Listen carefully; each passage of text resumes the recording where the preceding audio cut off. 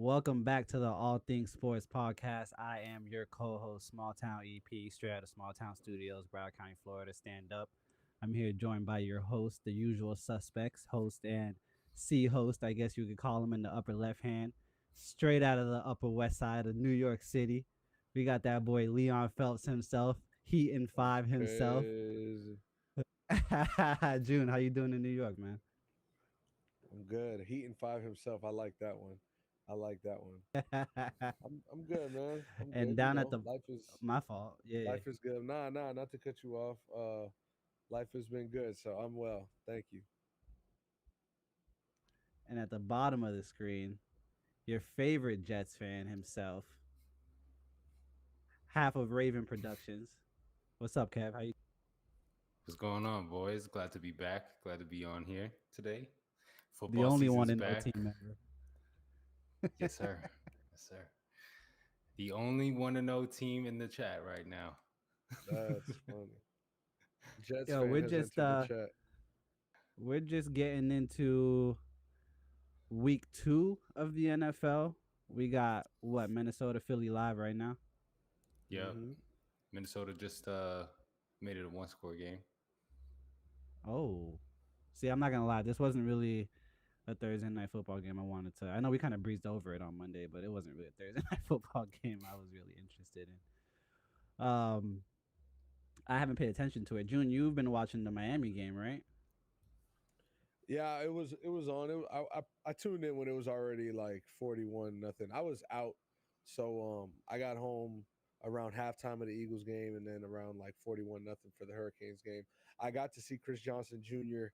score an electrifying touchdown. I mean, the future is bright for young Miami Hurricanes running back, so that's exciting. But yeah, I got to catch up. I see this Eagles game is getting close, and Jefferson's heating up. So Cousins is having a good game tonight. 3 touchdowns. He's at like 22 or 23 of 30 something, 32. Only like 8 or 9 incompletions and over 230 yards, I believe. So, um, yeah, man, he 284. Let me put some respect on that. 24-33. I got it right here, man. Reverse 284 primetime yards. Cousins. Yeah, and Reverse Justin primetime Jefferson is at Cousins. 9 receptions for 129 yards. So, you know, I heard people talking earlier. His line for his yards was 94 and a half, and they said he get 100 easy. So, shout out to the little homies I was listening to earlier. I didn't actually listen because I didn't play it, but seems like a cash if you took it to me. should have listened. But like I was saying, we got an exciting week 2 in the NFL. We are coming up on exciting week 3 in college football too. With we got the in-state Colorado and Colorado State game this week. That's had some bulletin. What do they call it? Bulletin board Board material. material. They are so mad at Dion. For what reason? I don't know. Oh, you know. And now it's personal. Apparently. We got a lot of key matchups. I'm just gonna get right into these matchups and what were you Should saying? I Kev? take What's my up? hat?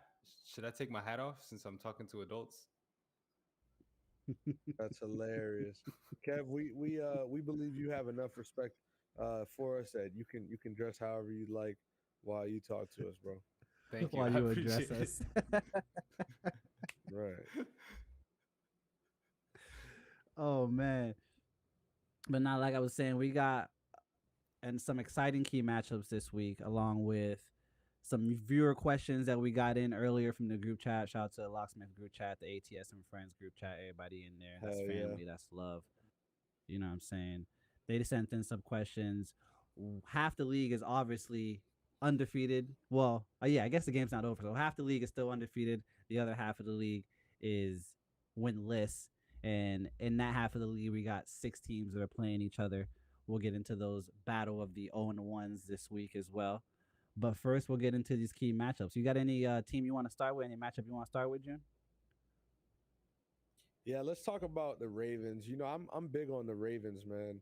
Um, I really still think that they're gonna have a good year this year.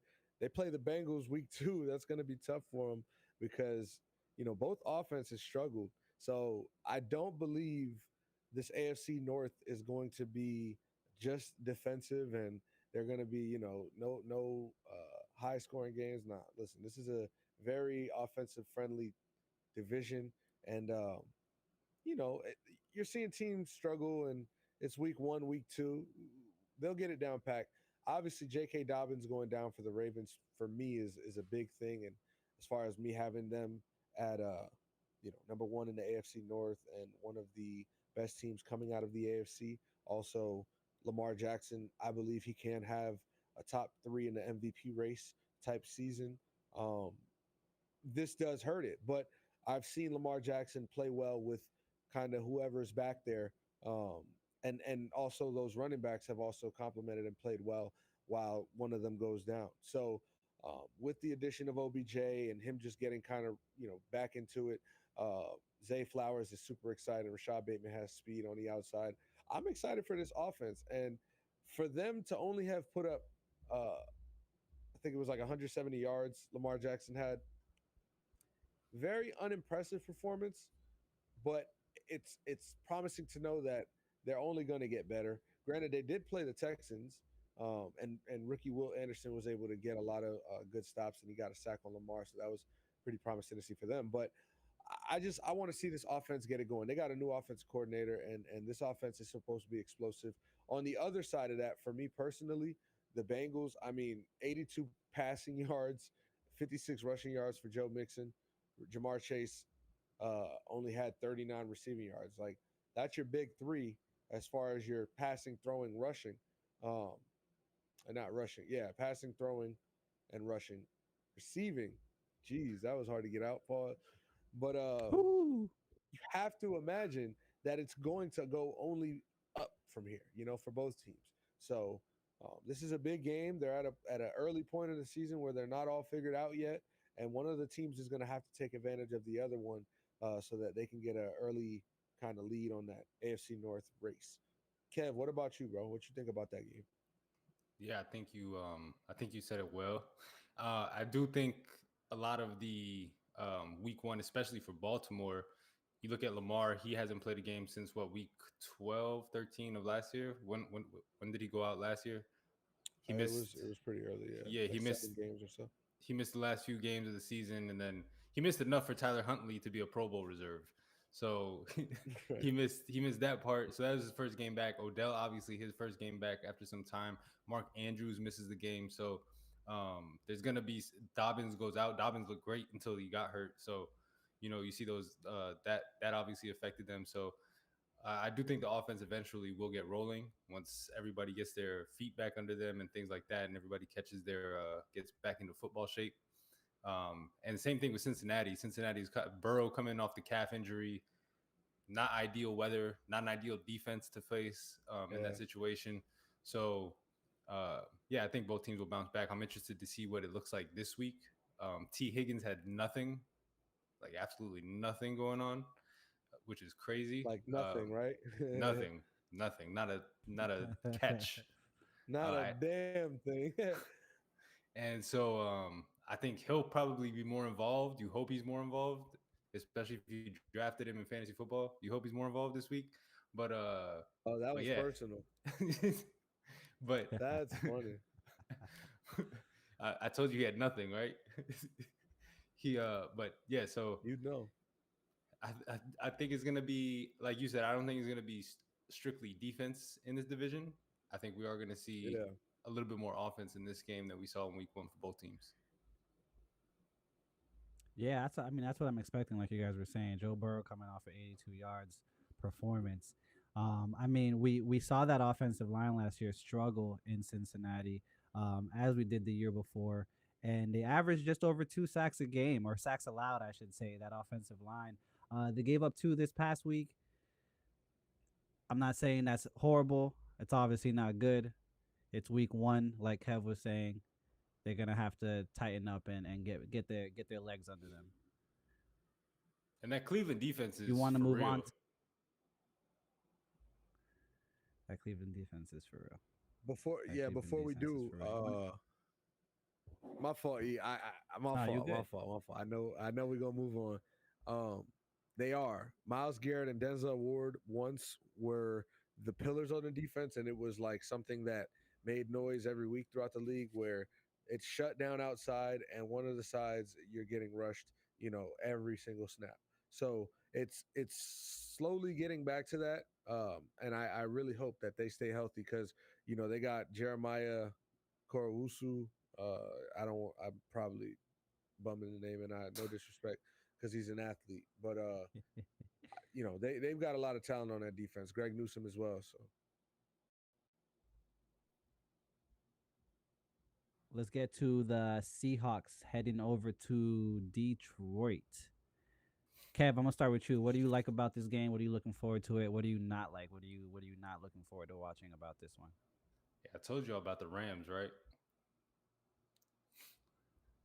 Um, so Seattle is they're playing who I just drew a blank. You just said it the too. Lions, you're The good. The Lions. Lions. Okay, yeah. The Lions. I mean Okay. Detroit looked good against Kansas City. Obviously, going on the road, a tough place to play as it is, regardless of if it's ring ceremony night or not. And they got the win, regardless of whether there's no Kelsey or Chris Jones on the field. You got to play who's on the field, and they did, and they won. They still had Mahomes on that side, so stopping that guy any night is a tough task, regardless of who he's throwing the football to.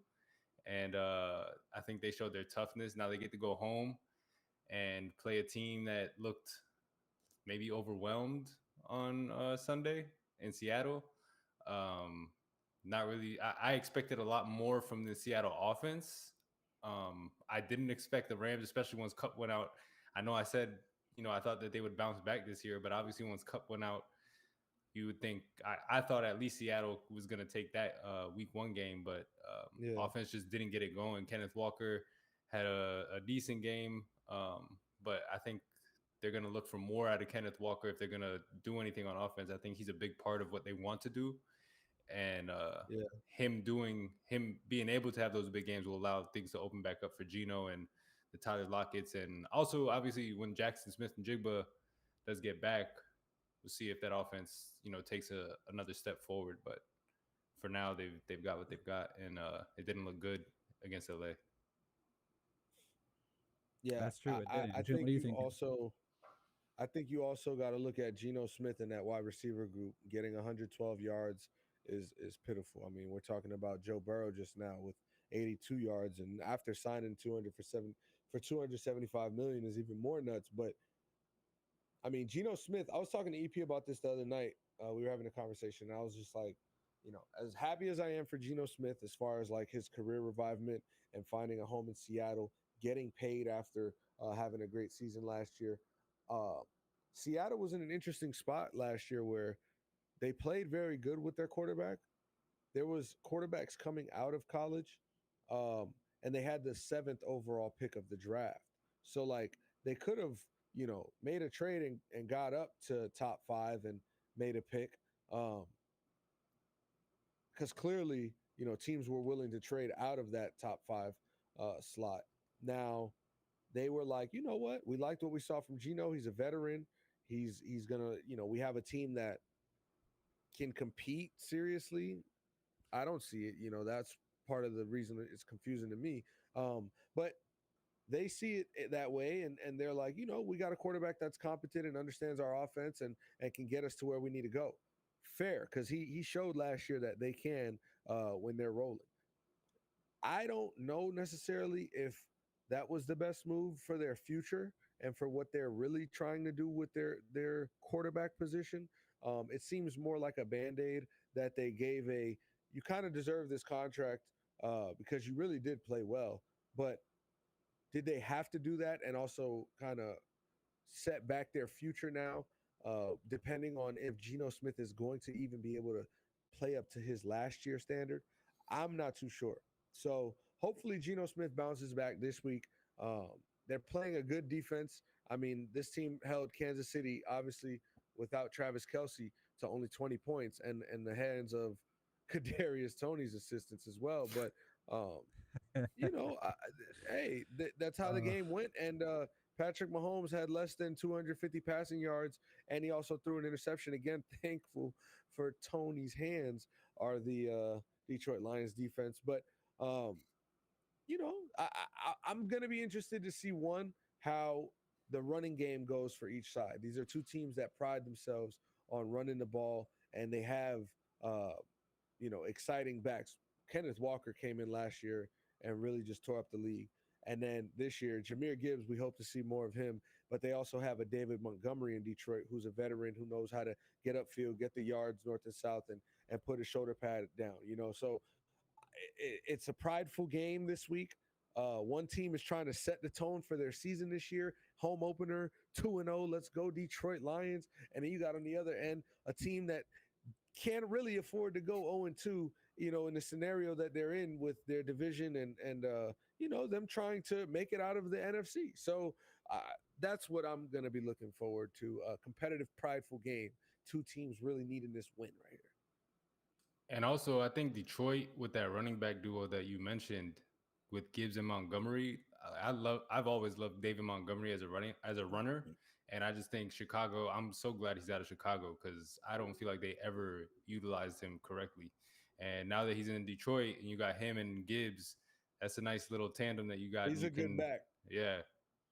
They didn't pay him for no reason. He's not getting all that bread for no reason. So shout out to David Montgomery and Jared Goff, man. If Jared Goff can just continue to do what he's been doing for the last, it seems like ever, just be Mr. Consistent, manage that game, get the ball in your receivers' hands. I mean, you had a few receivers over 50 yards last week. It was, I got it right here, Josh Reynolds and Amon-Ra St. Brown for 80 and 71. So, and the ball went around. Laporta was getting touches. You had Jahmyr Gibbs get a few touches, Marvin Jones. So it just keeps spreading that ball.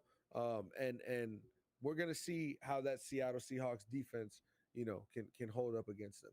EP, I'll say this respectfully. Don't want to hear your thoughts on this game. Get to the next one. I want to hear your thoughts on that next one.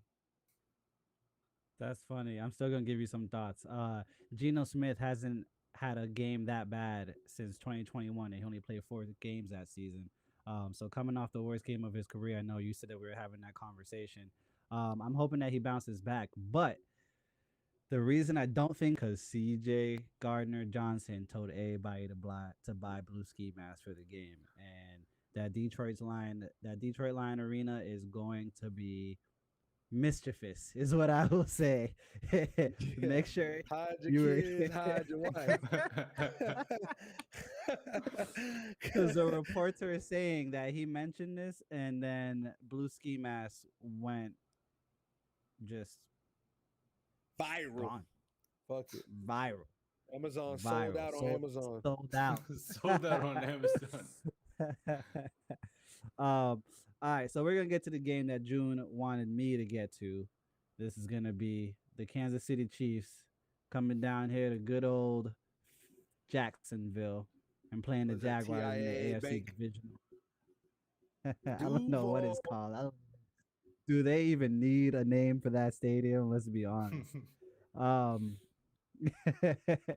my God. They're coming down, defending champs. Going to face a team that almost took their main guy's legs out last year.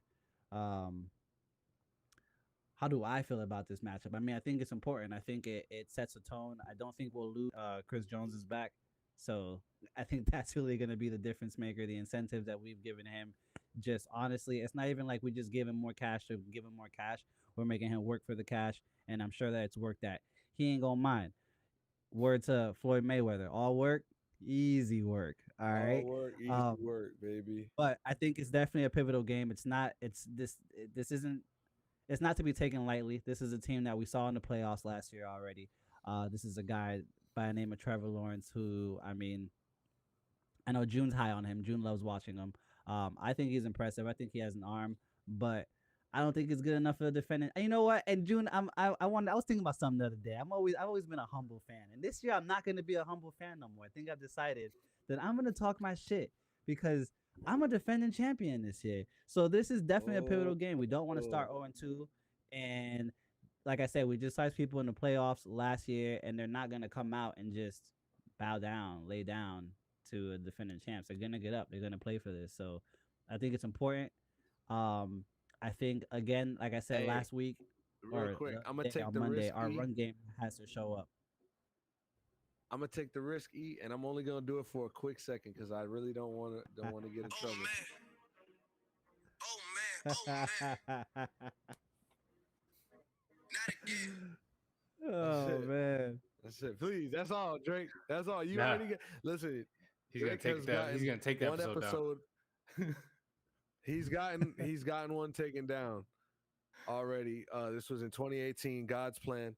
I've forgiven him since because you know what? I get it. But hey, but go ahead. My fault. E. Yes, the run game. Yeah, the run game.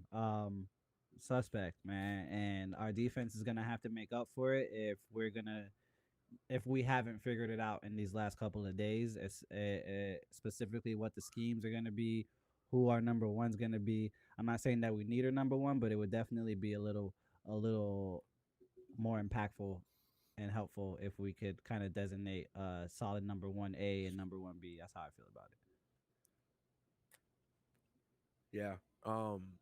I mean, I was talking about the Detroit Lions playing the Chiefs and holding Patrick Mahomes, to under 250 yards. And, we take this all with a grain of salt, understanding that, yes, Mike Tirico said it best. I don't care how it makes anybody feel. The game was won. There was an asterisk. There was no Travis Kelsey. There was no Chris Jones, and if they were to match up again, would I see it another way? I surely would. Unfortunately, the record's not going to reflect that, and it doesn't matter. So guess what? You lost. You got to figure out how to not lose again back to back weeks. I think that's actually one of the questions, or one of the questions has something to do with, how big of a game this is. Um, so if we answer that question, here you go. If not, we'll get to it more specifically. But uh, I just want to say Kansas City almost lost that game in the playoffs. Jamal Agnew fumbled in the red zone. Obviously, Patrick Mahomes can go downfield in 30 seconds. And again, he didn't. He didn't have to because they won. So it's neither here nor there. But Jacksonville showed last year that they ended the season with a lot of firepower. And they come in this year and started off a little rusty. Didn't play great against Indianapolis. Indianapolis kind of held their own the whole game and was making plays. They had a turnover. They sacked Trevor Lawrence a few times, got a fumble off of him, touchdown, scoop, and score. Um, but at the end of the day, you see Trevor Lawrence making throws that guys like Trevor Lawrence can make. You know what I mean? He's putting the ball in places that, the DB was playing good coverage, but guess what? Trevor Lawrence is putting it somewhere and that's the separating factor that the Jaguars haven't had. You alluded to the fact that I like Trevor Lawrence and I like watching him. What's annoying to me on a side note is that this division is full of quarterbacks minus the Tennessee Titans. We don't really acknowledge the Tennessee Titans because they're frauds, but the Texans, they had Deshaun Watson. Now they got CJ Stroud. And I was big on both of them in college. Clemson again, Trevor Lawrence goes to the fucking Jags.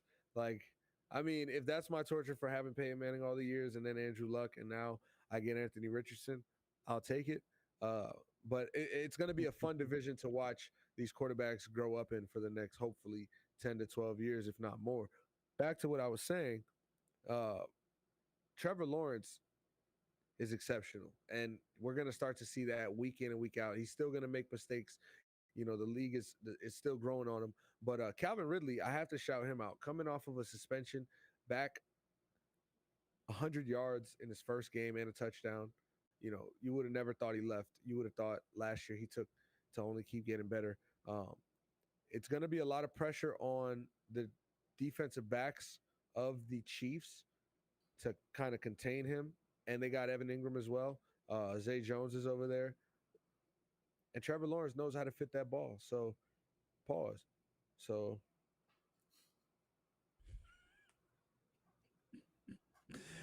Yo, I Kevin, hate talking how do you football. feel about yeah, Kevin, how you feel about the Jaguars that ended off their season last year with the last 9 games going 7-2, hosting the defending champions this week? I mean, we saw. I think what made everybody realize, okay, this Jacksonville team is legit, was the way that they came back in that Chargers game, because that looked like you made the playoffs, and now with this loss, everything's just gonna go the opposite way. And they turned that whole game around, and they turned the perception of themselves around by giving even next Yeah. round Kansas City a tough out. So, and now the expectation is okay. This is who they are now, and I think Calvin Ridley looked incredible on Sunday. So you add that into the mix, and now you got a really scary team. And now Kansas City going in there 0-1, and you know that crowd, just like you mentioned Detroit. I think Jacksonville's crowd is going to be just as crazy, with that being their home Yeah. opener. That being their Yeah. home opener against Kansas, especially against Kansas City. So it's going to be tough for Kansas City going in there. But I mean, Kansas City's battle tested. You hope they get Kelsey back this week. I'm assuming he's coming back this week. Um, and we'll see at the end of the day. We'll see. They got Kelsey back. They got Chris Jones back. So shouldn't be any excuses this week if they if they do lose. They've got everybody on the field this week. Nah, that's very true. That's very true. That's very true. So I guess I'll get into the question that was sent to us since we're on this game, and we didn't. I don't think any of us really. I guess I kind of answered it, but I don't think any of us really answered if these Jaguars do pull it off and the Chiefs. What would it mean for the Chiefs if they start 0-2 this season with back-to-back losses? Chiefs start 0-2 back-to-back losses. I don't think it means much, to be honest. Not for them, just because, like I said, they're battle tested. They've been there. They've won 2 championships. For them starting 0-2, it's like we still got 15 more, and so I think it's something that if there's anybody who's gonna start 0-2 and can deal with it, I think that's the team that is best suited to do so. So them starting 0-2, I don't think means much to Kansas City. Jacksonville starting 2-0 and beating Kansas City in one of those games, I think is huge for them though. So I think this is a bigger game probably for Jacksonville than it is for Kansas City. Just because, like I said, Kansas City has been there. Kansas City's won. Jacksonville's still trying to make that name for themselves. And I think beating a Super Bowl defending champion in Kansas City and Patrick Mahomes would elevate you to that status where people do expect that from you. Yeah. Well said. I feel like everything Kevin said I agree with. Also, right now, my confidence is in the Chiefs to figure it out again and figure some way out to get back to that Super Bowl. And at the end of the day, whether they win it or lose it, they're going to have a chance to. As I see it right now today, uh, what I will say is that it will look better on the documentary and on the history, NFL films, whatever they make during the Super Bowl run. This happened starting 0-2. It's part of the drama. Kadarius Toney booed at the beginning of the season. No Travis Kelce. Chris Jones is holding out for training camp. Misses week 1. They figure out in game 2, still lose Jacksonville. Oh shit, what's going on? Guess what? No Eric Bieniemy. No, all this talk. Chiefs still find themselves in January, and then February in the Super Bowl. It sounds pretty fucking cool to me. And it's very doable. So, again, to Kev's point, where this is a bigger game for Jacksonville to maybe propel themselves and give themselves momentum to go into the, first half of the season with a bang, cool.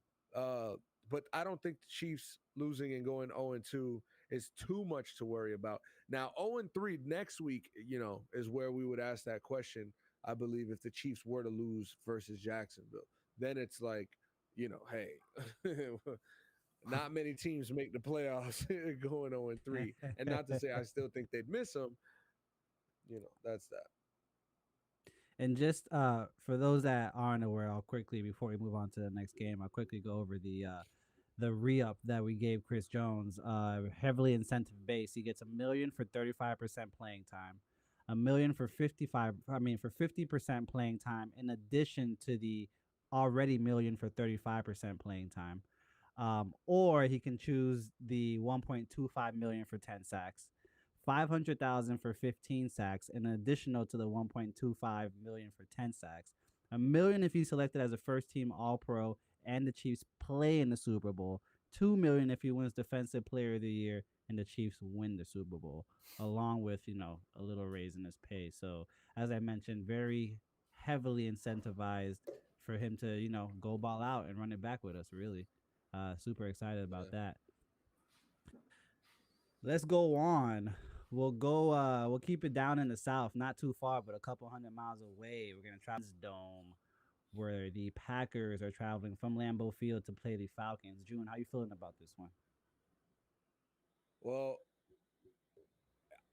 there's a reason I picked this game, and trust me, it's not because I'm excited to see Desmond Ritter play, but the other quarterback, that guy Jordan Love, BYU, uh, you know, is he gonna be good?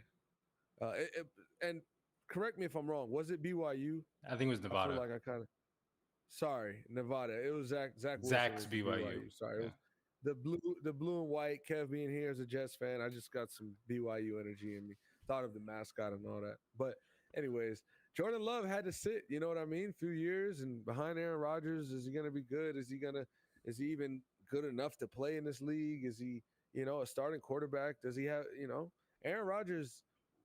Trust and believe we will get to that, and we will address that with Kev here. Super unfortunate situation, uh, but he's gone, and that is Jordan Love's team. The keys are his. Matt LaFleur is good with quarterbacks. They do have an articulated offense where shit is going down right. Last year during Sunday Night Football, Jordan Love comes in for Aaron Rodgers for a stint, and he looked pretty damn good. And it was like, all right, this is sample size, whatever. But the Eagles went to the Super Bowl. They had a great defense last year, so he didn't do it against a fluky team. Um, I'm excited to see what Jordan Love can look like on a week-to-week basis throughout the season. So Jordan Love is going to be somebody I'm paying attention to. That's why I picked this game. So I want to see versus a team that is coming off of a nice win. Jesse Bates addition to that defense. Grady Jarrett's up front there. They still got a veteran Deion Jones, at linebacker and outside. You can't forget about AJ Terrell. So shout out to Omar. That's Omar's cousin, actually, AJ Terrell.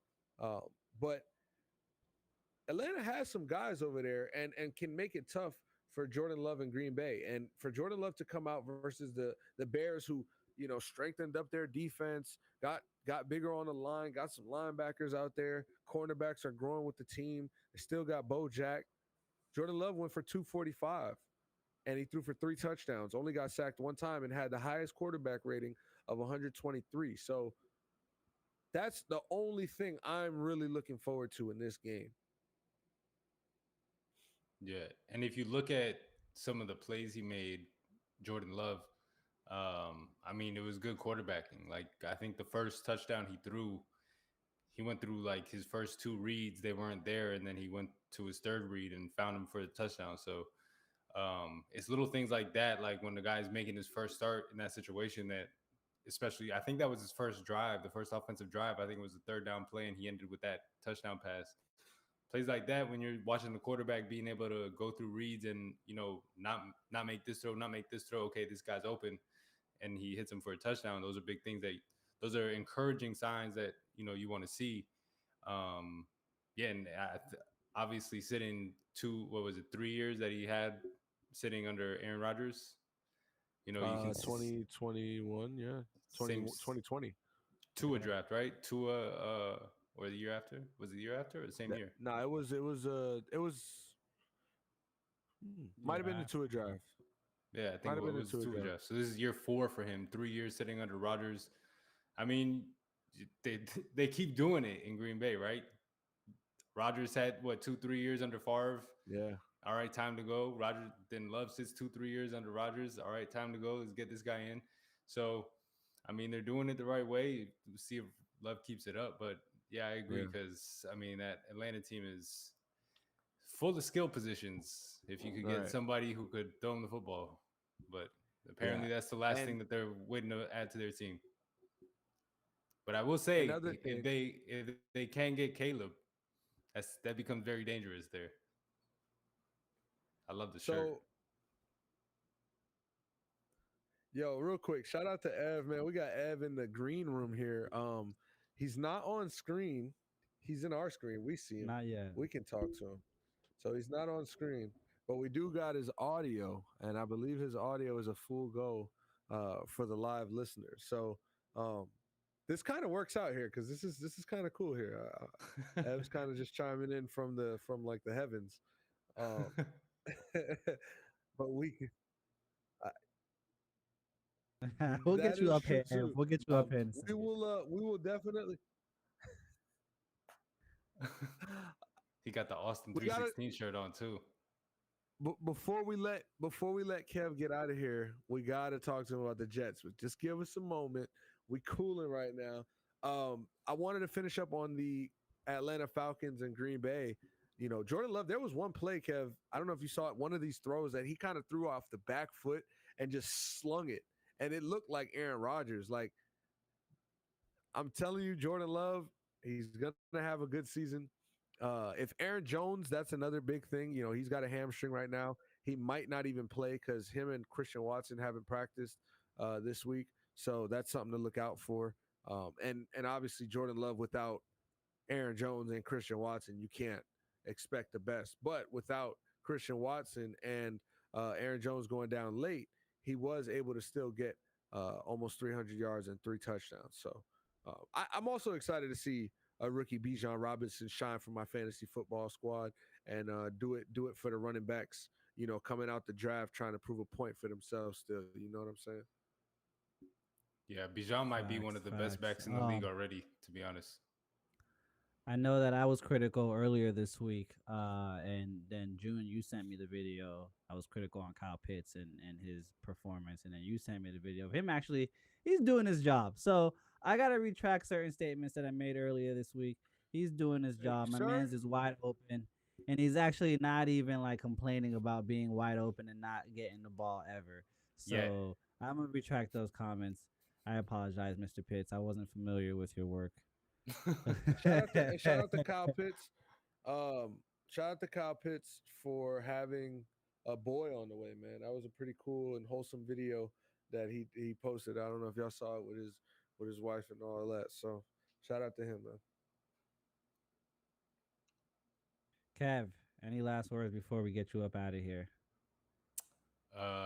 Well, we do got to address the Oh, we're holding situation on. with the Jets. Oh yeah, I forget. We didn't even get to we that. do got to address the situation with the Jets. So let's take it back to Monday night. So, do you just want me to go through my experience real quick? Because yeah, I'll set the scene. Yeah, let me set the scene. Okay, go for it. It's Monday night. It's roughly 8:52 p.m. There you go. It's not exactly. You hear the heavens. You hear the heavens. 8 jerseys all around the crowd. Yeah, It's not 9/11. Elijah Moore either.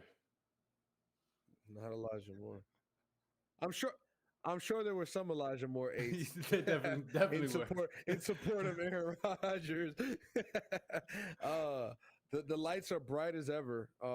They might have been brighter than Super Bowl Sunday that one year in 2013 on Monday night here. The Jets finally have turned the stone and they got themselves their guy. And their team is in striking mode of that Lombardi trophy. 4 plays in. Yeah, right. They give out like Fords and Chevys and shit, but not Lambos. Yo, hey, 4 plays in, man, and Aaron Rodgers goes down. Kev, take it away, bro. So, sat in front of my TV, got ready, smoked before the game. Just set the stage for myself. Defense goes out first. We get a stop. Everything looks beautiful. I'm like, okay, this is the defense. This is the defense from last year. Same, if not better. Look great. Punt the ball. We get the ball. I'm like, all right, here he comes. Here's Aaron Rodgers running out onto the field. Number 8, everybody cheering. First couple plays shaky, pressure on him. Like, okay, let's settle down, let's settle in, and then it happens. And obviously, being a Jets fan, I've never experienced being in the Super Bowl, but I can only imagine that that's what losing the Super Bowl felt like, because that's what it felt like. I felt like my team just lost the Super Bowl on the fourth play of the season from offense. And it was like I was in this room watching the game, and I sat in the same position, slouched in my chair for about 30 to 45 minutes, no lie. Like, did not move a muscle, just like completely distraught, like just thinking like everything, like the Crashing down. Hard Knocks, One Just Drive, everything that I've watched all off season, the wait for the trade, like the speculation around it, everything, the dark room situation, it was all like, they say like when you die, your whole life flashes in front of you. That's like what it felt like. Like I just watched Aaron Rodgers' whole Jets This career. motherfucker died. Aaron, Kev the died whole for 25 minutes. the whole off season of Aaron Rodgers just like was like just like in front of my eyes. And The ayahuasca. and then even before that, I mean, before the injury, even you get the Brees, like the 26-yard run on his first carry, and it's like, yo, this team is it. Like, this is the year for real. Like, we really got a shot. And then Rodgers goes down 3 plays later, and it's like this can only happen to the New York Jets. There's no other team in the history of sports, fuck football, sports. There's no other team in the history of sports that this would happen to. So it was disappointing, and then the game went on. Zach throws the pick, and I'm like, fuck my life. The season's over. Like, just the season's over at this point. Zach throws the pick on a horrible read, horrible throw by Zach. And defense does its job, gets a stop, keeps the game close enough. And the second half comes, and Zach looked a lot better, to be honest. And it's not that Zach had to be great. And I don't think, I know like a lot of people think there's no way the Jets make the playoffs. I've seen Mark Sanchez get to the AFC Championship game because all you have to do when you have this good of a defense and this good of a run game is take care of the football as the quarterback. So I think the defense and the run game gives at least me as a Jets fan a little bit of hope to be like, okay, there's still something to watch. And you hope, we just talked about Jordan Love sitting under Aaron Rodgers and learning. I know it's a much less, like a much shorter period of time that Zach Wilson had with Aaron Rodgers, but I think that time did help him. And I do think going forward, as the season progresses and Rodgers, if he does work his way back into the building, helping the quarterback room, I think that's something that we'll see him also continue to help. And I think he can continue to grow and get better as the season progresses. I told somebody we just need Zach to do it. And Aaron Rodgers, I think last year had a very subpar year per Aaron Rodgers standards. But that's literally all we would need Zach Wilson to do this year to be able to get to the playoffs. He completed 67% of his passes on Monday night against a very good defense also. So you go, if you can give me 67% completion percentage every week, I'm taking that from Zach Wilson. That's going to put you up in the top 10 in completion percentage for the season. So, which is exactly why he's not going to get it, but go ahead. I mean, he just did it against Buffalo in a situation where he had to come in. That's the last thing he was expecting to do on Monday night is play quarterback. That's the last point. Like we don't have to go back and forth about completion percentage. We'll get to other shit, but we're talking about a kid who completed 52% of his passes, who couldn't even complete 60%, and then against Buffalo he's completing 67%. I'm taking that every day. Joe Burrow also threw for 82 yards. I just mentioned a few other quarterbacks that had about just 100. Geno Smith threw for 100 yards. I'm not going to take week one with too much of anything. So, like, my thing is, because you were in the YouTube comments and you were listening, so shout out to you last week or Monday night for listening on YouTube while we was talking, and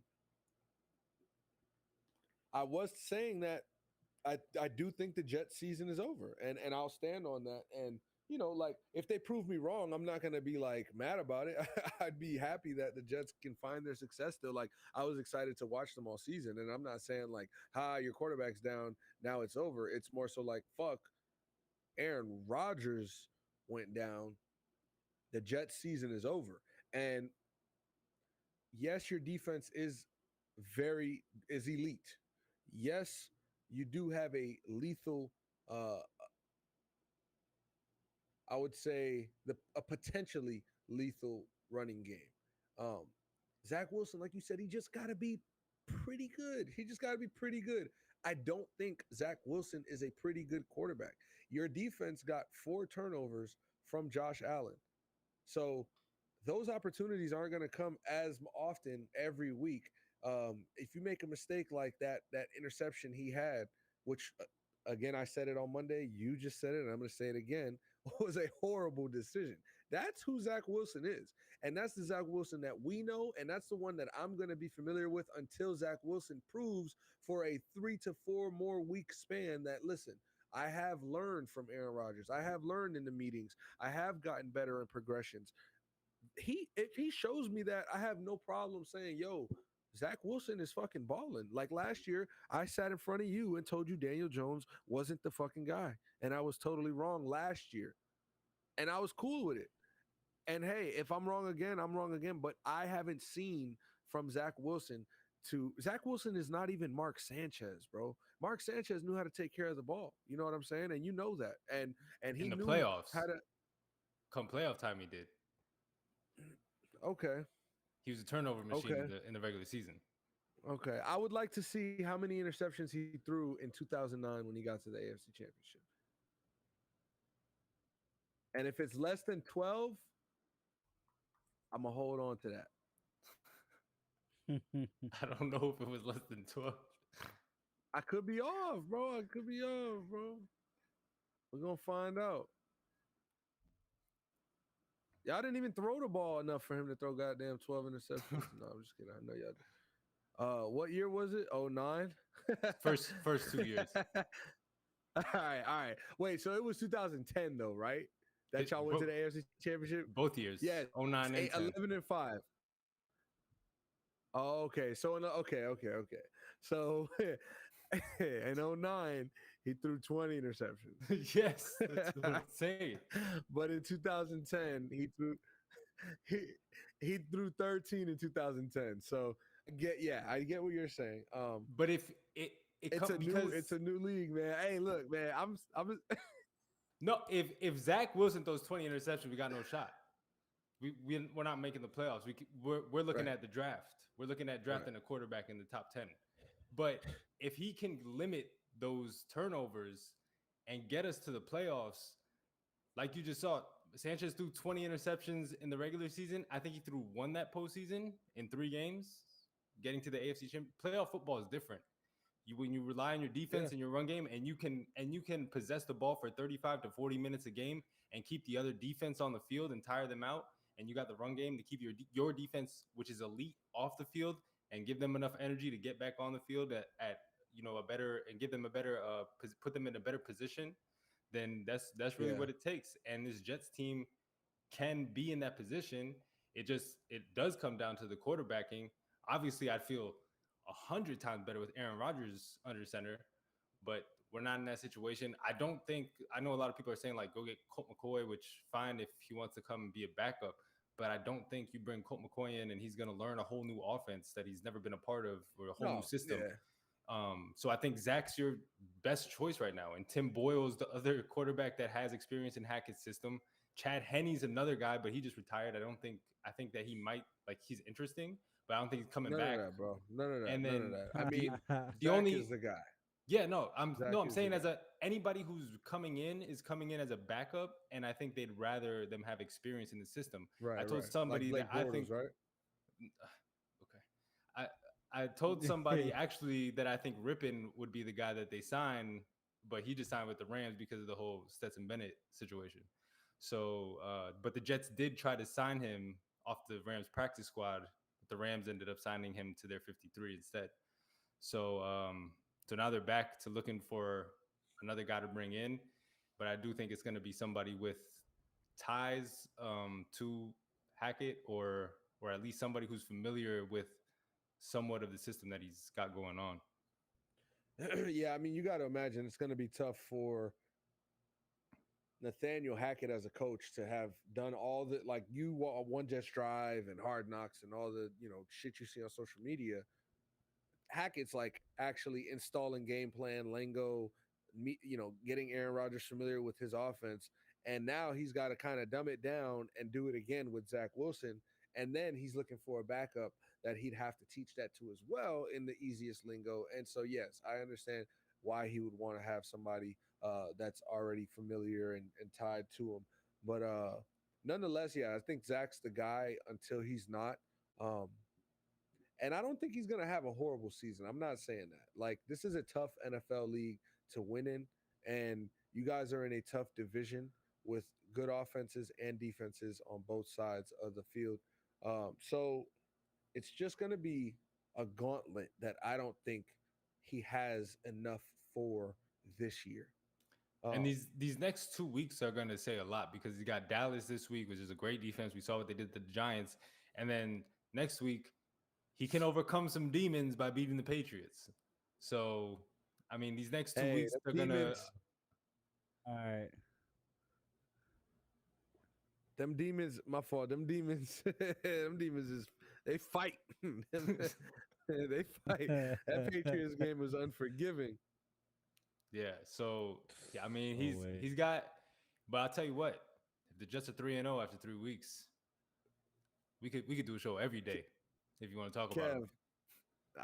That won't happen, and we won't do a Jet show every day. But I do want to ask you, when you said that you were sitting in the chair for 30 to 40 minutes and, everything, your life, Aaron Rodgers' career and all this offseason stuff was flashing before you, did you see the Patriots highlights, Zach Wilson? Did that flash? No? I thought nothing of Zach Wilson. Everything, it was literally Aaron Rodgers in my mind. Like everything from the time that he announced he wanted to be a Jet to the time he went down. That's all I saw for 30 minutes. Well, that in the game. Hey man, look, it was like those are my commercials, were the memories. I'll say this: it's gonna be a long, fun season for the Jets. Hopefully, everybody else can stay healthy so that you guys can give it your best shot with what you guys do have still, and it'll be a fair competitive one. Kev, we're gonna bring we're gonna bring Ev on. We got EP here. Jeez. It's EP, Kev, and Ev. My fault. But we're gonna bring Ev on. We appreciate you pulling up, dog. Yes, sir. Chopping it up with us. And also being so vulnerable and letting us know how hard of a moment that was for you on Monday night. Hey, and Rodgers coming back next year. Rodgers coming back next year and winning the Super Bowl. So I saved myself, but appreciate you, Kev. Yes, sir. Hey, in a moment here, we're gonna have Ev join us. Friend of the show. He's getting ready right now. All right, looks like we got him in here. Ev, you with us? Popping pill popping animal. Yeah, it's allergies. It's allergies, bro. Come on, let's clear those accusations up. You're not taking pills right now? Can you hear me? Am I good? Am I straight? I hear you. I was making sure. Okay. Like, those are allergy pills? Yeah, Zyrtec, buddy. Come on. Yeah, that's what I'm saying. Allergy pill popping animal. I love Zyrtec. Yeah. Zyrtec does numbers, bro. Yo, first of all, these little ass, potes right here be mad expensive for no reason. That shit's like $33. Them little pills, man, them things get you right. Boy, if you're dealing with some congestion and shit, yes, sir. Yo, man, I feel a little tight in the chest, I got hella dogs and shit. I'm allergic. I really shouldn't have them, but I don't turn down free things at all. Like, if it's free, give me 3. So I got 2 dogs, but I'm close to 3. He's about to get one more. I see another dog being offered to you in your horizon. I smell it. I'm not taking it. Nah. if I were to smell that dog, then I'd fucking keel over right here in front of y'all. That's We funny. don't want we don't want that on the live stream. That's nasty work. I Like, mean, yo, hey, at why is this Ev point, over you here know, it's tweaking? it's 11:45. It's getting late. Have some Oh, it's interesting tweaker shit time. going down. It's tweaker time. Time. It's tweaker time. You know how it goes when it past 11:30 outside. Oh no, yeah, no, it gets nasty. You It know gets a they little say dirty. nothing good happens after 2 a.m. No, no, nothing good does happen. That's actual factual. Hey man, look, but it's really good to see you here with us. We got Kevin in the chat. He said for all the dogs, and I I know that Drake said he's dropping his album, I believe, on the 22nd. So I hope that was just like, you know, a salute to us and not him telling me that Drake's album's about to drop at midnight, because that'd be some shit. But I don't know if what part you kind of got in here at, where you caught along at. We were getting some key matchups out the way for next week, and we're now, I believe, about to jump into the 0-1 matchups. Is that factual, EP?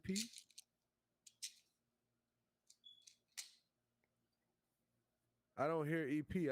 I don't think we got EP, right? All right. So by the time EP gets back, everything will be copacetic. But it does seem like we are gonna move on uh to those 0-1 matchups. So there's three games, Evan, three games that teams I'm are back. 0-1 I'm playing back. against each I'm other. good. He is back. Oh, thank God. Oh, I All had shit. no right. clue what I was doing with this Nah, host you're thing. good. Yeah, I was like, damn. All right, nah. Before that, because we did get Ev up here at the right time. Before that, we do have one more key matchup that I don't want to overlook because it is a division rival. Oh, I'm tripping. Wrong New York fan. Sorry. Wrong New York fan. Ah, But ah. Look, we're gonna. Kev the Jets fan, Ev's the Giants fan. All right, our family, we'll get it all right. Representation of both sides, you know. That's funny. And the only Dolphins. Go ahead, Ev. I was saying, I think the only person who's actually in New York is Julian with that janky ass fucking Red Sox blanket. It's all nasty work. It's all. Hey, leave my janky business alone and mind yours, motherfucker. Since we're calling out each other's background and attire, let me shout out your shirt, bro. That's a fire ass fucking Austin 316 shirt you got on right there, boy. For all the dogs. And I clarified with Kev in the several chat. vintage wrestling shows. Chat said, Kev said, it's not the Drake album. He's saying for all the dogs because you got your two dogs. All my dogs. Yeah. I got it right. Yo, EP, my fault. Nah, you good. Last key matchup of the week, division rivalry. We got the Dolphins at the Patriots. The 1-0 Dolphins at the 0-1 Patriots. Ev, you just got up here. How you feeling about this matchup? Yeah, I'm not gonna lie. I'm like all in on the Miami Dolphins. I got them winning the division. I think they might be the 1 seed. Like, and they've historically just had their way with the Patriots, even in Brady time. Mm-hmm. And the Patriots do have a real good defense. They're a smart team. They have a really good defense. Whoa! Nah, I said the whole word. Come on, give me a break. Shit, you already know. I'm gonna slip up and say a few fucking wild things. Connection's choppy. I heard a little. It was a little. He said what adjective did I use before D? I hope it was. So like, all right, since we gotta get specific, it is getting late. I said it's going crazy when I was getting late. I heard like a stutter at the defense, you know what I'm saying? So it was like, hey, yo. But my fault. Premature pause. Nah, it's all good. Yeah, the Patriots have a pretty good D. Yeah, the Patriots have a pretty good D. So you already know they're going to scheme themselves in a correct manner to try to limit Hill, because that's what you want to do. You want to limit Hill. You can't have him going off for 200 yards. Now, how do you do that? People have been trying to figure that out for like 6-7 years now. You don't really limit Tyreek Hill unless you get into the quarterback. So the reason why I'm so gung ho on the Miami Dolphins is because as much as I will make fun of Tua because he introduces himself to his teammates weekly because he forgets who they are. Like he's nasty. Like he's kind of nasty. He had one play where he hit Tyreek Hill for about like 40 yards, where he went up fake like he was about to hit the middle of the field, which would have been a pick six, right? Came deeper into the pocket on the run, left-handed slinger straight into Tyreek Hill's hands, and I just feel like if he's healthy, that team. I don't think the division's as strong as people thought it was coming into the season. I think they might be the new class of the AFC, and I might have put a little bit of shekels down for a Super Bowl appearance. So yeah, Mm. I think they're gonna give the work to the Patriots on Sunday night. Hey, listen, I'll say this: 536 total yards, 466 passing, 70 Okay. rushing, and Tua Tagovailoa looking like the MVP of the week one, going Let's go. threw a pick in there, but he had a valiant effort. Tyreek Hill went, you could argue Tyreek Hill is a fucking MVP, 11 for 215, um, and in the chat, this is like side note shit, but in the chat, man, we were talking about shout out to the locksmith chat. Again, they got us loaded with some questions that we're gonna answer in a few, but they were trying to say that Tyreek Hill ain't top 4 or 5. I'm not even gonna say no names, nothing like Like that, bro. active wide Right receivers. now, right now. I mean, I heard. I think he was. There's only I don't like that. Listen. I understand. Not a fan I of don't that. like the chat. Sometimes I'm not a fan of the chat. Sometimes it's the best chat I ever been a part of. Right. So, but Tyreek Hill definitely, definitely is a top two receiver in this league until otherwise. And I wanted to say Devontae Adams. It's going to be tough playing with Jimmy Garoppolo and getting that relationship going. And I'm going to have to give it to Justin Jefferson and Tyreek Hill as the top two guys in the league right now. That's just side note. But just to add on to what you were saying, I mean, damn, this team shown that they can do it all. They can throw, the ball in the middle of the field and in tight windows. They can stretch it outside. Um, they can go deep. See how it's getting late. Pause. Now listen, Mason Cameron got a great podcast, man. Very inspiring, and I've worked on my pause game since, and been a little my Resume. pocket Resume. awareness. My pocket awareness is a little better. Watching it is what it is. So shout out to them. Pause. Hey yo, is That it? was crazy. Is it? No, no. Hey, Pocket but awareness? but Nah, why are you so aware of the pocket right now? hey Oh my yo, Yeah. goodness. All right, let me my stop. thing It is late. is my thing is real quick. Mac Jones threw for 316 yards He did. quietly on 54 attempts. They only ran for Shit. 76 yards as a team, and Ezekiel Elliott only had 29 yards on 7 carries, and Ramondre Stevenson had 12 carries for 25 yards. Like, you're definitely going to need some help there. Their defensive side of things, they're taking care of shit. So I want to see how Tua Tagovailoa is going to go facing one of the league's better defenses after coming off of a Agreed. 466-yard day. How does he come back and play these Patriots? Ev alluded to the fact that the Dolphins played particularly well against the Patriots, especially when they're on the road. They're going to need that. So shout out to Mike McDaniel. He'll have a game plan ready for Bill Belichick, and I'm going to be intrigued to see how the offense. I believe, is it still Matt Patricia and Joe Judge calling plays over there? Because what the Chip Skylark? I'm waiting. I'm waiting for the press conference to hear Belichick big up Tua and Hill. Oh, these guys are amazing players. Some of the best in the league, and I mean, you got to prepare for them every week. Every week you got to prepare for them. There's no taking days off against them. And then he comes out, he bigs you up. He comes out with the best game plan of the week. I similar. I feel like I'm one of those South Floridians that love to hate on the Dolphins for some reason, and I think Two things are gonna stop this year. I'm gonna stop being a humble football fan, and I think I'm gonna stop being a Dolphins hater as well. And I might even get a Tyreek Hill Miami Dolphins jersey before I get a Tyreek Hill, Chiefs jersey if I can find one anymore. I'm really hoping that the Dolphins, and I'm confident the Dolphins do pull out this win this weekend. In Foxborough, I need them to. Patriots blew some tickets for me last week. That's how I feel about Oh, he's tight. He's tight. it. Hey, Now who it's did Bills personal. play?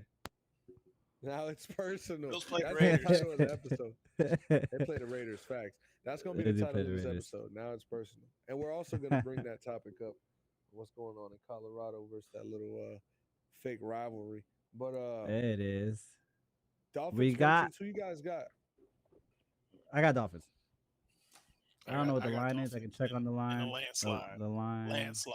I think it's Don't two and a half. worry, we're gonna do the lines later. I got you. All right. All right, cool. We got the battle of the 0-1s. Half, like I said earlier in the pod, half the league is. I guess now the game's over, but a lot of the league is undefeated. A lot of the league is winless. 6 of those winless teams face off this weekend. And we had a particular order, but I'm gonna switch the order because we got Ev up here right now. We're gonna start, of course, with the Giants game. Yeah, nah. Giants in Arizona. Ev, talk to me. Giants go to So Arizona this weekend. because I want to protect myself, I'm gonna start talking about the Cardinals first, and then I might get to the Giants. Dobbs looked like competent enough, for a dude that's played like, only been with the team for about 2 weeks. I think he had to play a playoff game because of some disastrous injury or some of that nature. He played okay enough. The Cardinals, they played the Commanders tough. I just don't know what team's going to show up for the Giants. In their last 2 games, I think the cumulative score is 78-7.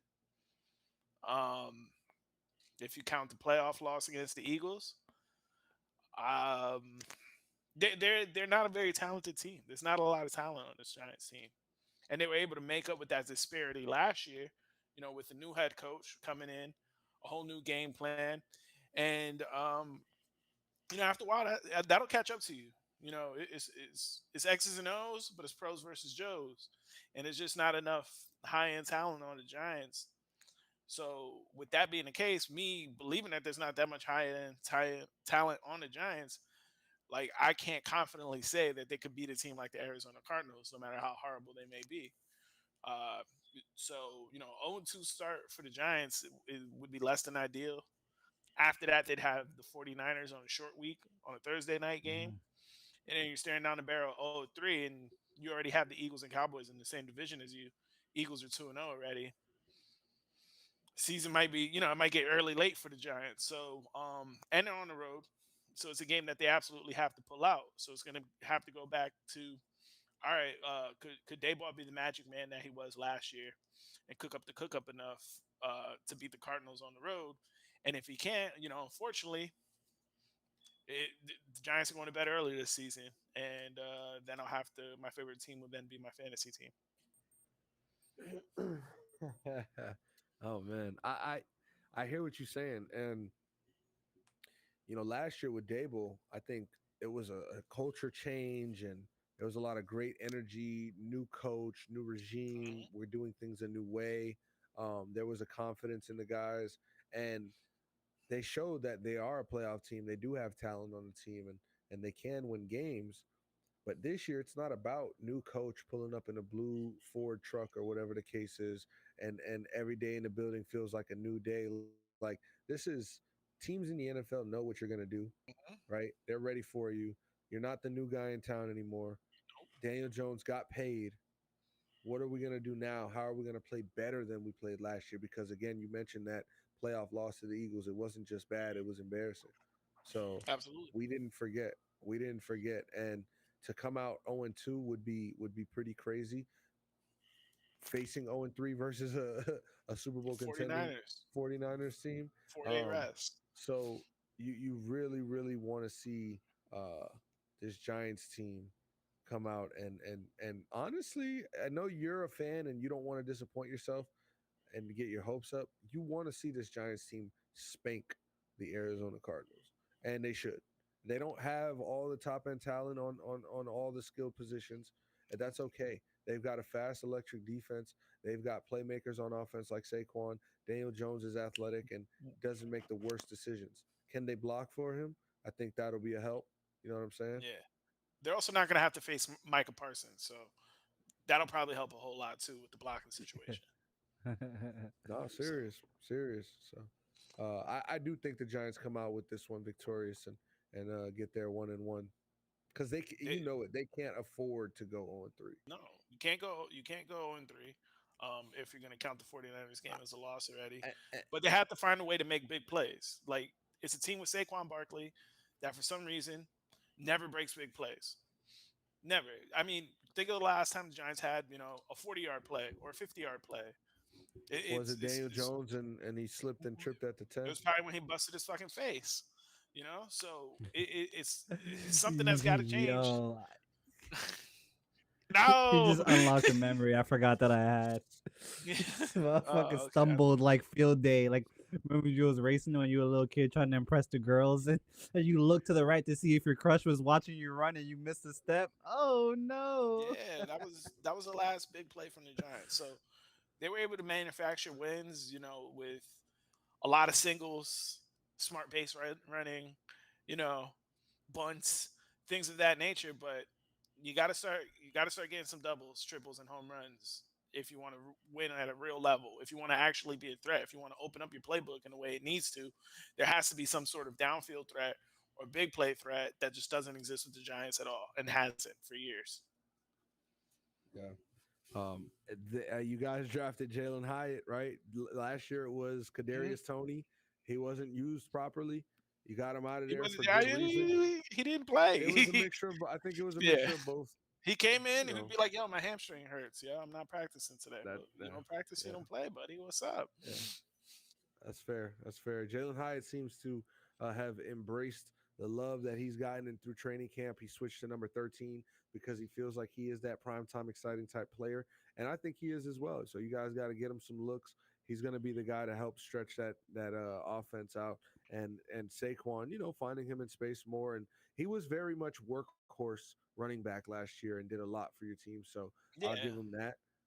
And you know that. I'm not saying, you're but it's got to come from somewhere, and he's your most explosive player. So it's like there's got to be an offensive game breaker that exists within this team in some form or fashion. Let's go on to the next battle of the 0-1s. We're gonna go over to Tennessee, one of our favorite teams. June, they'll be hosting the. Wait, I got a question. I got a question. What's up? So did Kevin get to do the battles of like the 1-0s? Nah. I was gonna say y'all brought me in it here. Actually wasn't a. No, I'm kidding. Come on, man. What the fuck? No, I'm That's kidding. Hilarious. Well, yeah, your team is the Giants, bro. We lost them. No, I'm kidding. Oh man. Come on. So the Tennessee Titans hosting the Chargers. June, I'll start with you since you love speaking on the Titans so much. How you feel about this game with the Chargers, who you have in the playoffs before the 1-0 Jets right now, which I think that Herbert could drop this game in Tennessee, but I want to hear what you think about it first. Hey, Herbert can certainly drop this game in Tennessee. I don't doubt it. I mean, I've seen the Chargers team lose for less and for bad reason as well, because like, let's be BFFR, be fucking for real. I don't understand how Brandon Staley still has a job in LA, and he's gotten like the grace of the owner. Like, yeah, you're gonna be here a few more years, man. We love what you're doing. Like, yo, fam. Security should have escorted that man out. And I would say they gotta be thankful. They got to be thankful that they lost that playoff game in Jacksonville and not LA, because that would have been a rowdy crowd. I'm sure. I'm sure. That would have And been they don't have insane. fans. The Chargers don't have fans. That's true as well. But you got to imagine a playoff game in It'd have LA. been You randos know, wearing essentials and shit at the football a game. bunch There of would have guys. been no jerseys in the crowd. No That's funny. jerseys in All the right, you know crowd. what? Chargers I'm got not no even gonna argue fans. that. I'm not even gonna argue that. Listen, the Titans, as much as I don't like talking, Titans and I don't, care for them and they're frauds, they've got a solid defense. I got to give them that. They got some pieces out there with guys like Jeffrey Simmons. They've got Kevin Byard back there. On offense, they went and signed DeAndre Hopkins. I don't. I mean, I guess you want to shore up your wide receiver group, but I don't see why. Um, and Derrick Henry, I mean, as good as he's been for the last 4 or 5 years, I don't think that he's as much of a threat with the quarterback you have and the wide receiver room you have. To me, this Chargers offense is gonna start clicking sooner than later. Um, I don't see Justin Herbert only throwing one touchdown next week. The Chargers were able to put up 34 points on that same Dolphins team that they lost to. The Dolphins were just able to put up two more points and outscore them. But this Titans team, I mean, they weren't able to get it going too much. Ryan Tannehill, 3 interceptions, no touchdowns. They didn't even have a rushing touchdown. So, you gotta be FFR, like I said, and 15 points isn't gonna cut it in an NFL game. I think the Chargers are too dynamic on the offensive side of the ball, and if Justin Herbert can limit turnovers, which he typically does a good job at, I don't see why they shouldn't win this game. I got a question before we move on to Ev. For you, June, do you feel you mentioned Derrick Henry?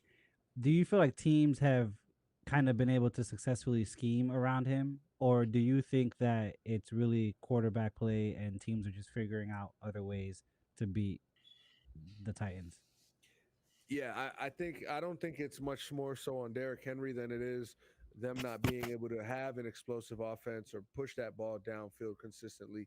Because in 2019, when they played the Ravens in the or the Patriots in the AFC Championship, you know they they were able to have explosive shots, and Tannehill was running the ball himself, and offense was coming from a lot of angles with that Titans team a few years ago. They haven't been the same, and Tannehill, frankly, hasn't been able to take care of the ball as well or manage games. And yeah, you got to look at their wide receiver group.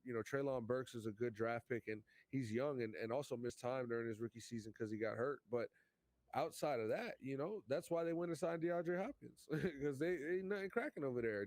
Ever since Delaney Walker left, it's like they don't have no sure-handed guy. So, with nobody to really rely on offense, of course we're going to put 8 in the box. I dare you to throw it. We playing man coverage.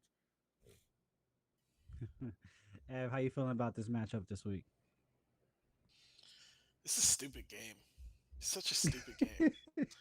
Like the Chargers are so stupid. Like they have so much talent. Their quarterback's awesome. They have great receivers, Allen, Mike Williams. But it's every game they play is stupid or close, or there's a missed field goal at the end. And the Titans are right there too. Like their quarterback situation is stupid. Like I actually I picked the Titans to win a division before the season started. Yeah. I didn't know Julian hates them as much as he does. I didn't know that. That's new to me, but I get it. He's a Colts fan. He probably had mad beef with Steve McNair and shit. But with the Titans, it's like if Ryan Tannehill is not going to be, you know, the vague dual threat that he kind of was a few years ago, or he can't pass it downfield, and there's no reliable targets, they're just going to stuff A in the box against Henry. And when you do that, you could limit him. And Chargers rightfully, they should have all the offensive firepower to win. They had defensive stars enough to beat the Titans, but they just play a very stupid brand of football that that rears its ugly head as often as it possibly can all the time. Um, and with that being the case, like I guess I'll say the Chargers will win because they should. They have more talent on paper, but it's such a fucking stupid game. Yeah. Going back to how stupid of a game it is, I remember Little Hat. That's what Rex Ryan was calling Brandon Staley after he blew the game versus the Raiders to end the regular season and fucking mess up their playoff chances. He's yo, what's his name? Little Hat. Little Hat. I'll find a clip and send it to you later. I have it favorited on my cell phone. It's hilarious. But Is this hat I little? do. I according to Rex Ryan, it is, and if he says it, it's right. Um, listen, it's not even a little hat. It's just he was just trying to try him, bro. He was just. I'm gonna send you the video clip, Ev. Rex Ryan Yeah, really I was need just that. trying to disrespect him without really saying It's- something. That's what he was doing. He was like, bro. "Yo, this idiot, this fucking idiot here." That's basically if he could have sat up on there and been like, "This fucking idiot," he would have It's said that. But But Porcio. yeah, he so is I do called want him to little say, hat. I do not fuck with the Titans. Being a Colts fan, we have dominated the Titans, the Jaguars, the Texans for the last 2 decades, and you know what? Yeah, all good days come to an end at certain point, and we had to go through our little 7 year purgatory of quarterback bullshit. And the Titans have found success throughout that time. But they haven't been no elite football team consistently, and No. they be on their high horse. I want to say this: I pay my respects. I never had beef with Steve McNair. Shout out to him, sleep in peace. I also respect Eddie George. Got the honor to meet him. Guys like Chris Johnson, and I'm fucking with my guy Kevin CJ2K. Byard. CJ2K was one of my favorite players, one of my favorite running backs ever. After that, bro, the hell with the Titans. That's why y'all was a whole yard short in y'all fucking Super Bowl. Sorry ass boys. Um, Andre Dawson or Dyson, whatever your name is, boy. No, I'm I think it was like playing. Kevin Dyson. Kevin Dyson. Yeah, see, my young Yeah. ass wasn't even trying to watch them boys when they was good. You know you're gonna have a lot of moments that suck when your last name is Dyson. This That guy. was good. That was good. Hey, with June's little passionate spiel there about the Titans, we're gonna go into the last matchups of the 0-1s that actually has to do with his team, the Colts. They will be traveling to Houston.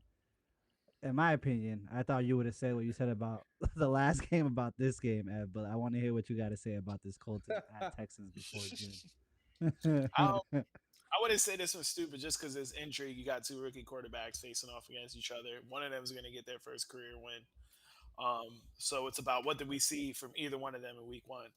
I liked the way Anthony Richardson looked in week one. I think there was a poise to the way he played. Granted, there was a few passes he sailed here or there that could have been Yeah. more on point, but he didn't look skittish in the moment, and that's good for a quarterback. And he knew not to make, you know, he didn't make any backbreaking mistakes, like how you brought up Zach Wilson's fucking interception, which was like the worst one Yeah. ever in the Came history of right in the football. game. Like, he didn't do anything like that. So you're confident in something like that. If you're Julian, you're like, oh wow, this is nice. He's a quarterback who's not going to fuck us over. He he runs with authority. He was able to get a touchdown through air and on feet. So I mean, that's a little bit exciting. And there's playmakers on the Colts. Michael Pittman's a playmaker. You know what I mean? Like there's definitely possibilities for them there on that side of the ball and on defense too. Their defensive line is strong. So there's machinations of something brewing for the Colts. With the Texans, it's a little bit of the same. Stroud did not look as good as Richardson did in Week One. Um, in a weird game, like that Ravens game was really weird because there were parts of me that felt like the Ravens could be up 40 or the Ravens could be down 4. Like it was a really weird game. Um, and there was some CJ Stroud made some mistakes, just as much as any rookie quarterback would in their first start. But there is a talent there. There's definitely some talent there, and you want to kind of see how that manifests itself. So I think for that alone, just the two rookie quarterbacks going against each other, everybody loves rookies. Everybody loves quarterbacks. I wouldn't exactly call this one a stupid game like that stupid Titans game. But there's definitely points of intrigue here with the two rookie quarterbacks for sure. Hey, Ev, you just got a little bit more of my respect by saying stupid Titans game and not stupid Chargers game. Thank you. I See, just, them guys, you know what I mean? Yeah, I mean, but hey man, it was very what word do I want to use, man? I don't know, man. Insert good adjective here. You know, I felt that when I watched the game on Sunday. There wasn't a moment where I felt like, is he gonna fuck this up? Can I trust him? You know, I felt like at any moment there could have been a big play that popped. Again, I spoke about how the Colts kind of, when I brought up the Jags, how the Colts kind of had that game the whole game, and it looked like the Colts were going to win it. Unfortunately, we didn't find a way to pull it out, but that's how he had a kid. No, I'm just kidding. But it's Anthony Richardson speaking to what E was saying, what Ed was saying. You know, 223 yards, 40 rushing yards, a touchdown in the air, a touchdown on the ground, ran over, you know, some guys on the way for a crucial fourth down conversion, was giving up, you know, his body for the greater good of the game.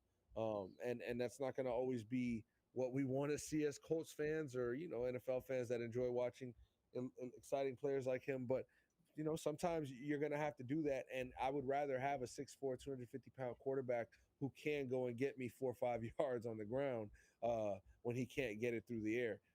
So, yeah, to have that confidence is definitely promising. Uh, on the other side of things, where CJ Stroud, he wasn't as eye popping, but he didn't make the big mistake. He didn't throw an interception, and he actually has, I believe, an NFL record for rookie attempts without an interception, rookie completions without an interception, if I'm not mistaken, in a debut or one of those. I don't know if it was such stipulated, but Yeah, you gotta Nico watch out. There's a Collins, lot of bad stats out there. It's worse than the right, fake right. news.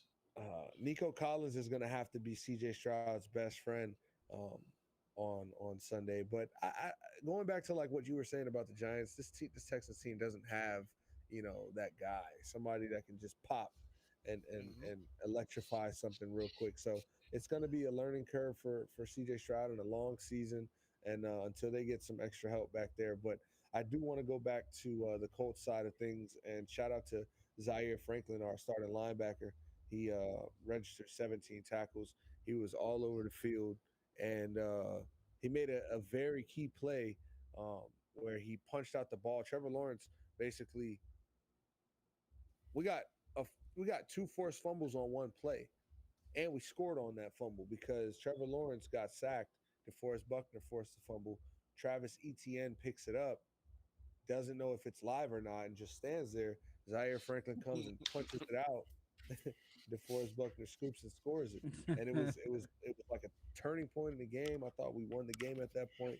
Um, but man, this Colts team, I've said it all offseason. We have talent surrounding our quarterback. Like our quarterback has always been the piece that we're just not fucking sure of. And it worked, and we got to the playoffs with Uncle Philip Rivers because he's been there before, and the team was good enough. It almost worked with Carson Wentz, but he shitted himself out in Jacksonville, and it definitely didn't work with fucking Matt Ryan. And thankfully, he's in a Fox broadcast booth this season, not sitting as a statue in Indianapolis. There's already one in the center of the city. But I thought you Anthony were saying a Richardson, foxhole. Corrupts.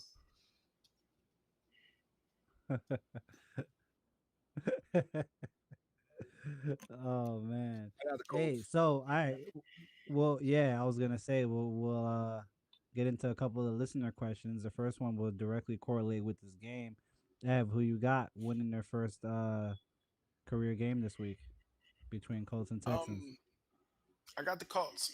I'm rolling with Richardson.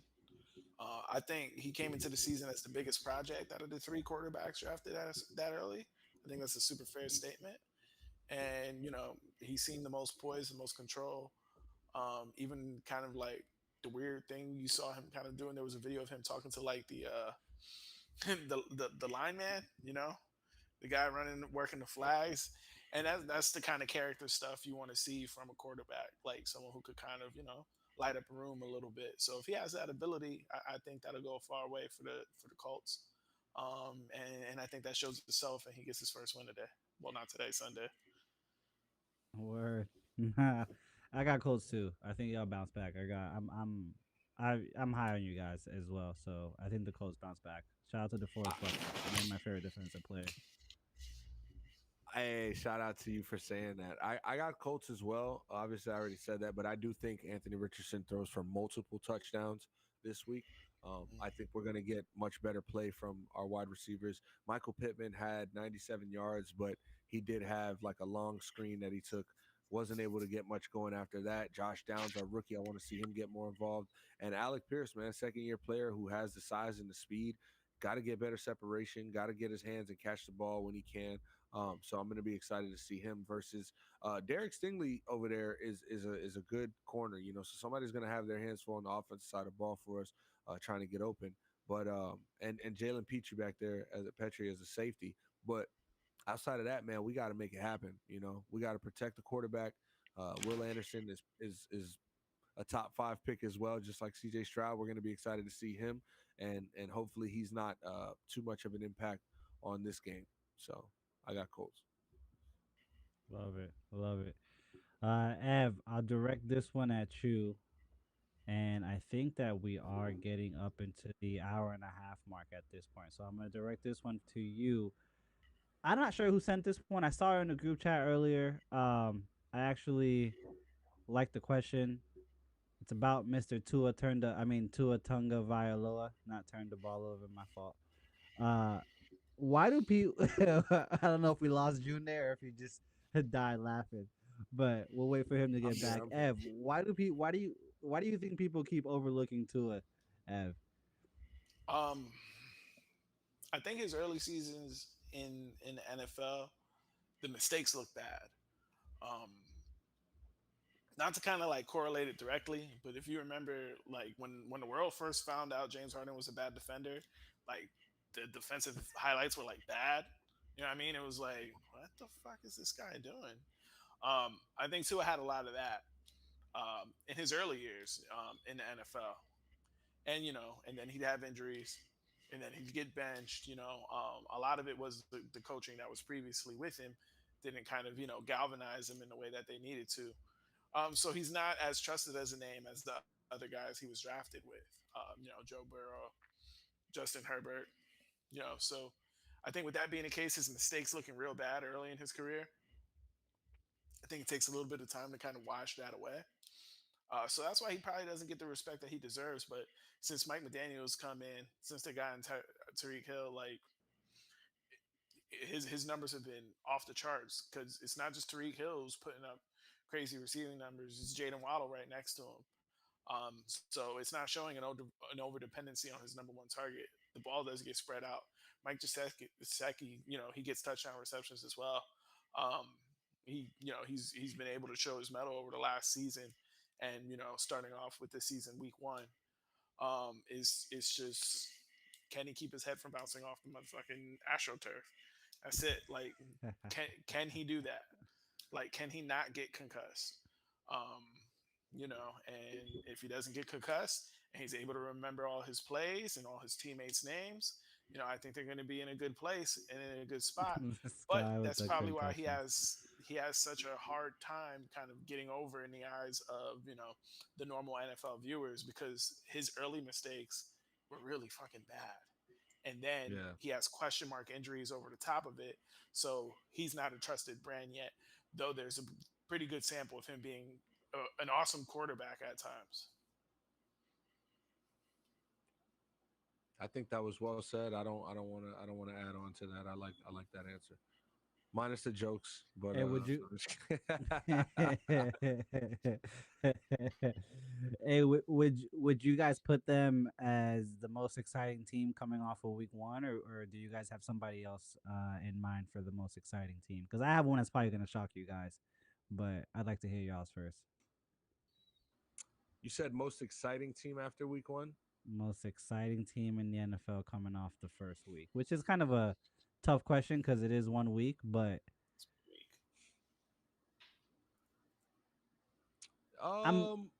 I'm gonna say the Jets just because of all of the hype around them. Honestly, All of things all of the kind of, considered. Yeah, yeah, all things considered, all the I'd melodrama. say, yeah, I say people want to see. I Yeah, would say that the most exciting team is the Jets. People want to see what's gonna go on with this team after all of the drama that you guys just referred to, and finally getting it all sorted out, and then just watching it kind of fly out the window it's just on the Yeah, gonna be highway. crazy when they turn it into like a movie like Rudy in like fucking 12 years, and it's yeah. called That Zach. It's Zach is crazy. So, Ev, I want to hear your thoughts on most exciting. um, hmm, damn, yeah, I don't want to talk about the Dolphins again. Um, I have. I low Who's key thought next? that's where you were going. I mean, it sounds I like want it. to go there. I want to go there. I'm excited about the Dolphins. I guess I'm gonna go there. I guess I'm gonna go there. I just think they have the potential to be the most exciting team in the NFL. They have the offensive firepower. They have the style of play that's aesthetically pleasing for everyone. Um, they're going to be able to rack up wins. I think they're probably the most exciting team coming out of the NFL. If you wanted to kind of section it off into the two conferences, AFC and NFC, just so I'll get to talk about another team. Um, I think the Packers are going to be good. Like I think Jordan Love's like has it, and that's going to be an Hey, exciting watch. were you listening to the podcast last week or something? No. I think Jordan Love's kind of nice. Like What the way was one of my takeaways, man? One of my takeaways last week was Jordan Love has it. I don't know what it yeah, is, but he and It has and it. is. just look at the Packers QB system, right? They'll get someone, they'll draft them relatively high first, second round, and they'll sit and watch a good to great quarterback for 3, 4 years. And they don't have to deal with the pressure of being a rookie quarterback. You don't have to learn on the job. And when you actually are establishing a system, even if you're on a bench man, but it's like the goal is for you to eventually start one day. You're given a bigger leash because you've been in the system longer. All the people know you already. All right. And then on top of that, he has throwing talent. He's moving around. He's making off balance throws. He's making the right reads. So he's already got the leash. He's got the comfortability of being with that team now for 3, 4 years. The same coaching staff with Lafleur. He's got the. I think I said throwing talent already. Like there's no reason why he shouldn't be good. Vikings already lost today. They're 0-2. The Bears are horrible, and it's going to be a dogfight between them and the Lions to win that division, and it's super possible for them to do it, especially if the Aaron Jones situation is figured out with his hamstring. Like they have the weapons they need, and if Watson gets on the field as well, he put up Odell Beckham Jr. numbers in his rookie year, and he missed games. Like they're gonna have the weapons if Jordan Love is who I believe he's probably gonna be. They're gonna have the weapons to be a Likewise, really good team in the NFC. I believe that as well. Packers are exciting. I'm gonna go. I'm gonna go with the Giants. I mean, I said the Giants. I was thinking about your favorite team so much and how bad Please they don't. embarrassed your favorite team I would like not to think about that. that I actually said the Giants. Pardon, the Cowboys. And I mean, putting up a 40 burger on Sunday Night Football is always impressive, especially during a shutout. A shutout in itself I is mean, I always impressive. guess. Listen, I let you talk. No, I'm kidding. um, Dak Prescott, like him, love him, hate him, doesn't matter. Right now, he has a clean slate. Right, he hasn't thrown any interceptions. He hasn't made that dumb mistake of the year so far. So to see the performance they were able to put on offense, defense, special teams, turning around and having to play the Jets, where, hey, I mean, it is what it is. They lost their quarterback. Their plan has been subdued to some extent, and they have to figure it out on the fly now. This is like a backup quarterback coming in the game, right? Literally. Um, Mhm. hey man, I'm gonna be excited to see how they play against their division. I do think the Cowboys win this division this year, and the reason I do think that is because of the fact that there hasn't been a back-to-back NFC East winner since like 2004, so it just automatically takes out the Eagles. What I saw between the Cowboys and the Giants makes it hard to believe the Giants are going to win this division this year so far. And it's only week one, so this is low-key an overreaction, but the question was, who's the most excited team I've seen so far? And I think the answer for me is the Cowboys. I was going to say, Ev, did you watch the podcast today as well? Because we were talking about that. Kev specifically was mentioning the fact that the Packers always have this quarterback roulette, and they let him sit for a little bit like some wine, and Yeah. reap the No. benefits. I like that. Yeah. I mean, it shows good process, right? That's how it's supposed to be. You're supposed to get a quarterback in and try to develop them as much as you can. That's why, to bring it back to the Giants situation, how it relates to that. That's why I'm not too against Daniel Jones hanging around for a few more years because what's it gonna hurt to try? Like, there's only about 6 or 7 high end quarterbacks in the NFL. You're not Yeah, always going to be able to get those dudes. Those dudes don't yeah, get traded ever. Like, yeah. so you might as well, you spent the draft equity in getting the person. You might as well develop them. Develop And them. that's yeah, and that's why, to loop it back on to the Jets. That's why it kind of really fucking stinks that Aaron Rodgers is hurt because not only did they spend high draft equity for a quarterback once but twice in the last 5 years with Darnold and Wilson. Um, so you when you have a system that the Packers have, where it's like, well, we already have a great quarterback, and so you could chill, sit, learn, be in this quarterback's room, you know, be a sponge. It's only beneficial for your team. Nah, facts. They say consistent action breeds consistent results. You heard? That's right. Hey, before we get us out of here, I'm gonna get us into a quick little EP's EPL segment because it's been like 2 weeks due to the international break that we just had for qualifiers for the next World Cup, if I'm not mistaken.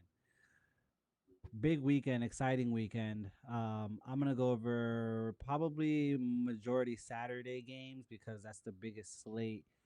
Start Spur taking on Sheffield United. Just take Tottenham -1.5. They're pretty much on fire. They got rid of Harry Kane. He's in Germany now, and they're arguably a much better squad since he's left at this point.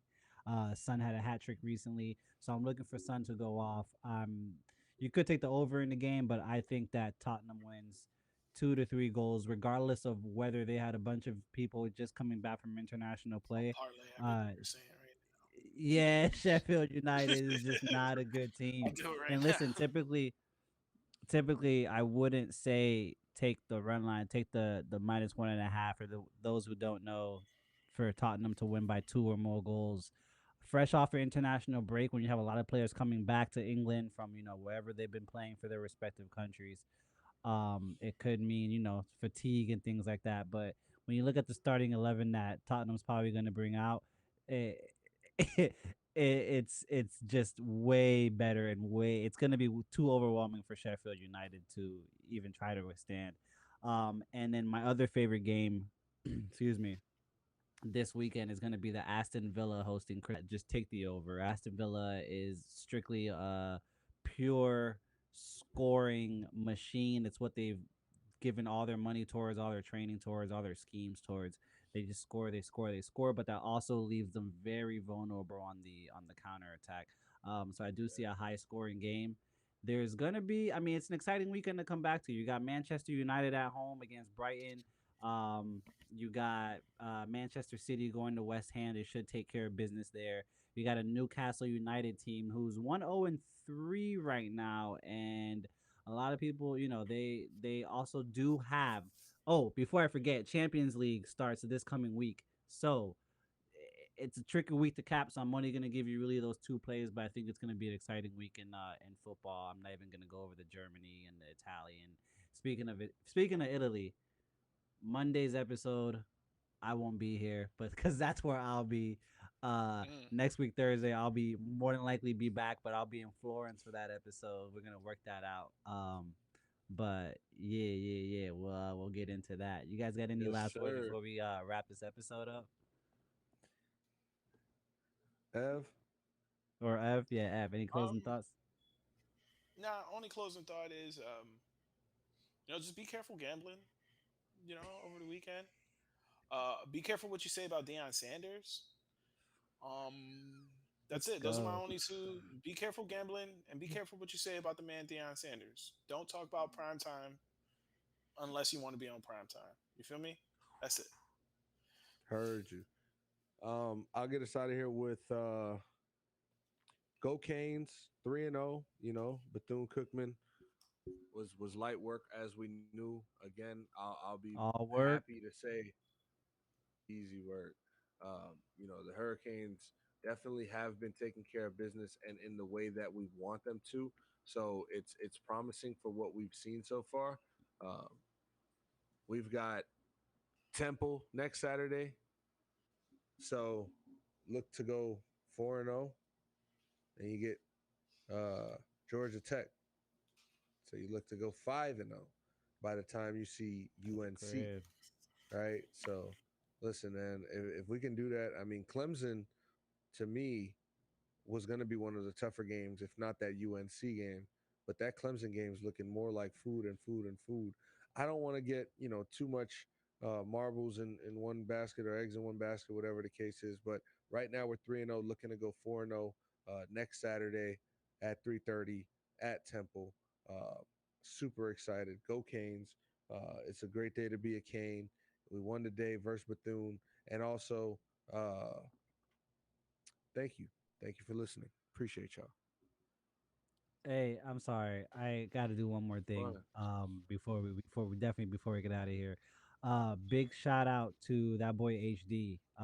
That last fight, clean knockout. He did suffer a hand injury that required some surgery, but like a true champ, he was back in training like 2 days after surgery, boxing with one hand pretty much. So shout out to that boy. Speedy recovery. We'll see you at the next one, champ.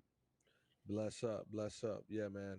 Always love the HD. That's family right there. And we're so proud of what he's doing and what he's been able to do since he's started this fighting journey, man. He's awesome. So go check him out. Howard Davis, Bare Knuckle Fight Club, whooping your favorite homeboy's favorite homeboy on the streets and in the ring. You heard? That's ATS. We out.